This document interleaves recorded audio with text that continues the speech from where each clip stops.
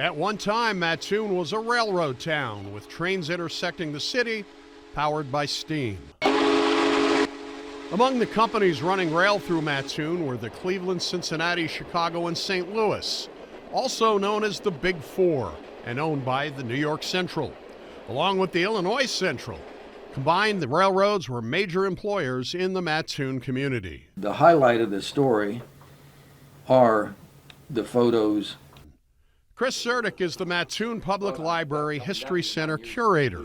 I'm a writer, I'm a reader, and I always had in the back of my mind I'd like to do a book. He has just published a book called The Big Dig. Probably a year of solid work in putting it together.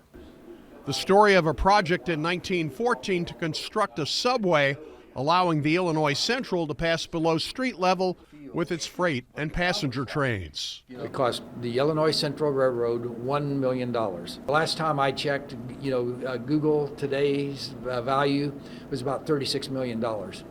Trains in Mattoon constantly cross paths at street level. In 1911, there was a major wreck, which created a catalyst for the subway to be constructed. The Illinois Central engineer was trying to run the crossing. He was trying to beat the New York Central Big Four train, and they collided right in the intersection, and it flipped the Big Four locomotive over, and the engineer was in the cab of the locomotive, and he was crushed to death.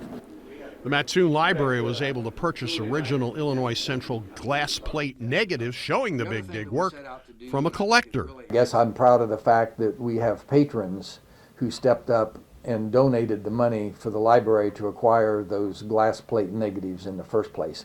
70 negatives, which allow the book to show rare photos. Out of that 70, I'm going to say at least 40 or 50 of them have never been published or seen before. Digging the subway through Mattoon required steam shovels, the technology of 1914. So altogether, the steam shovels made about 6 passes through the ditch to get it all opened up. I'm standing at street level. How deep was the Big Dig? Well, the tracks and passenger train platform are 27 feet below. Where was the Illinois Central passenger train station going to be located? It came just a few years later. They were unsure really until they got in the final retaining walls and got all that done. They were unsure exactly where they were going to be able to plant the depot. The Illinois Central Depot still stands and is operational today, handling Amtrak passengers. A second depot for the Big Four no longer exists. There's a lot of other little anecdotes in here because I talk about Mattoon in 1914. The Big Dig is in hardback with more than 170 photos. It costs $38, and all of the proceeds go to the Mattoon Library. As for the subway, it is still very active to this day, handling freight and Amtrak service. In Mattoon,